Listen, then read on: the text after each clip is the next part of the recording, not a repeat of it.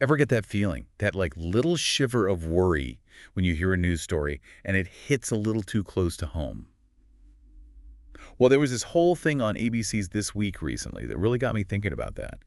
Like, how worried should we actually be when we see these kinds of stories? I think we all have those moments, right? When something just makes you stop and go, wait, could that happen here? Exactly. And this one, it was about gangs, Venezuelan gangs, and what sounded like them taking over these apartment complexes in Aurora, Colorado.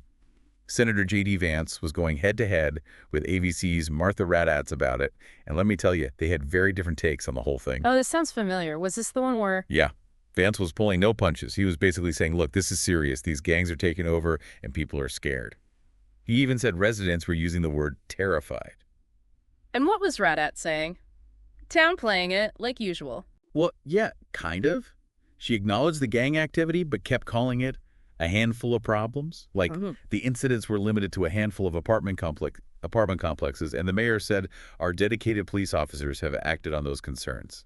A handful of problems. A handful of problems. Yeah. It's interesting how word choice can really shape your perception of an issue, isn't it? Right. It's the same set of facts, but framed in totally different ways. And, Vance picked up on that right away. He basically called her out, said she seemed more interested in picking apart every word Trump said about it than actually listening to the fear those residents were expressing. That's a common criticism, though, especially when it comes to certain narratives or types of crime. It's like some stories get amplified while others get brushed aside. Yeah, and you have to wonder why that is. Like Vance said, I really find this exchange, Martha, sort of interesting because you seem to be more focused with nitpicking everything that Donald Trump has said, rather than acknowledging that apartment complexes in the United States of America are being taken over by violent gangs. You could tell he was frustrated, like he felt those residents' concerns were being totally ignored. And that's the thing, isn't it? When does legitimate criticism turn into something else? And how does that impact how we consume news? It's a big question. It really is. And then, to make things even more interesting, Vance brought up the Biden-Harris administration's immigration policies. He was basically implying that these policies, particularly the ones about opening the border, were contributing to situations like this one in Aurora. Well, that certainly adds another layer to it. Immigration is such a complex issue, and it's often used as a political football. That's for sure.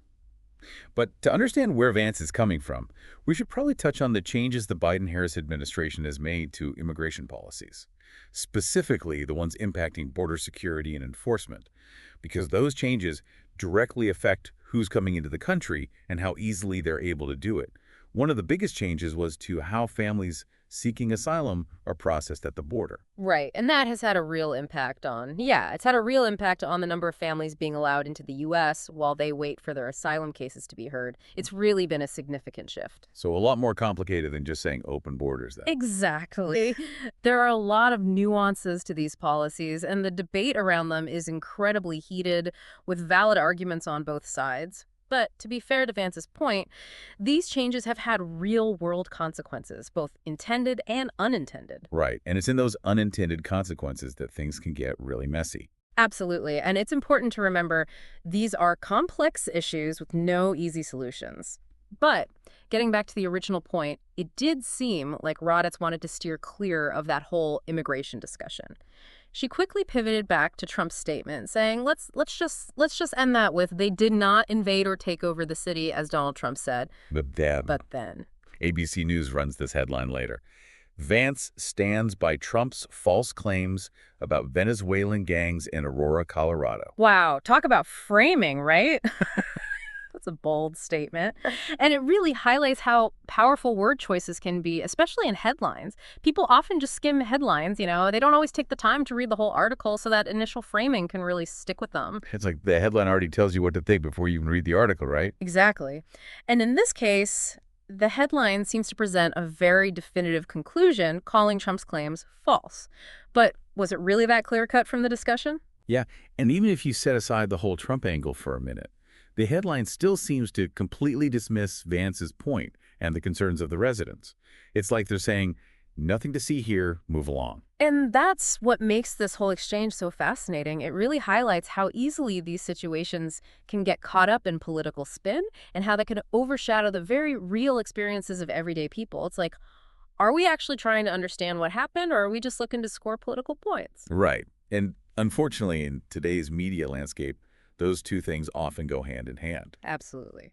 And as we've been discussing, this whole thing didn't just end with Vance and Raddatz. It sparked a whole wave of reactions, especially from conservatives who felt like Raddatz was dismissive of the issue. Yeah, Senator Ted Cruz really ripped into her for that. He even made that joke about her basically being a spokesperson for the Biden administration, saying she might as well just come out and say, I'm Kamala Harris, and I approve this message. Yeah, and regardless of where you stand politically, that comment from Cruz really points to a larger issue that often comes up in these discussions, that perceived disconnect between the media elite and the everyday experiences of ordinary Americans. Yeah, and Cruz really drove that point home when he said, Martha Raddatz has a very, very nice home in D.C. She lives very, very comfortably, so not a problem for her if some little people have to deal with these criminals. It's harsh, but you can see what he's getting at. Absolutely. He's essentially arguing that when you're geographically and economically removed from a problem, it might be easier to downplay or dismiss it. It's like that old saying, out of sight, out of mind. Yeah, it's easy to be detached from an issue when it's not happening in your own backyard. But that doesn't make the experiences of those who are directly affected any less real or valid. Exactly. And that's why it's so important to seek out diverse perspectives, to listen to those whose lived experiences might be different from our own, especially when it comes to complex issues like crime and immigration. We need to be willing to engage with those different perspectives, even if they challenge our own views. It's about trying to see the whole picture, right? Not just the parts that fit neatly into our existing worldview. And in this Aurora situation, there's another voice that adds a really interesting layer to all of this, and that's CBZ Management, the company that actually owns those apartment complexes at the center of this whole controversy. They put out this statement, and it's pretty telling. First off, they confirmed the gang activity, which is significant in itself, but then they took it a step further and basically accused people of playing politics with the situation, saying some were spreading false information for their own gain. That's a bold move, especially for a company to get involved in something so politically charged. It really makes you think about who benefits from downplaying or exaggerating certain aspects of this situation. Right. It's almost like they're saying, hey, we're the ones dealing with this firsthand, not just talking about it from afar. Yeah, it adds a whole other dimension to it, and it really makes you think, in all of this back and forth and all of this political maneuvering, what about the people actually living in these apartment complexes? What are their lives like every day with this going on?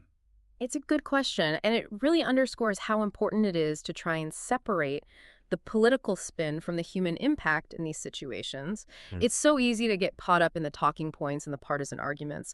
But at the end of the day, there are real people dealing with real consequences. It's like we need to zoom out a bit, look at the bigger picture. We've got residents who are scared, a senator saying their concerns are being ignored, a news anchor who seems to be downplaying it, a property management company caught in the middle, and all of this political noise swirling around. It's easy to lose sight of what really matters. You're right. It's a lot to unpack. And it's in these really complex, messy situations that critical thinking becomes even more crucial. Because it's not always about picking a side, right? Exactly. It's about asking the right questions.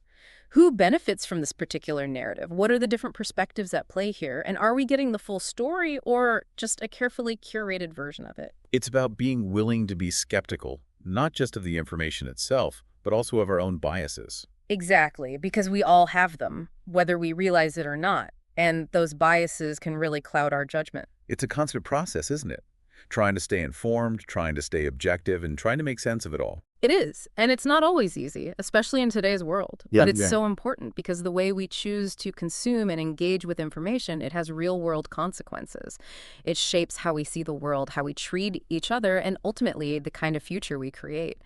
So yeah, a lot to think about and definitely something worth paying attention to. Absolutely. Well said. And on that note, that's it for this deep dive.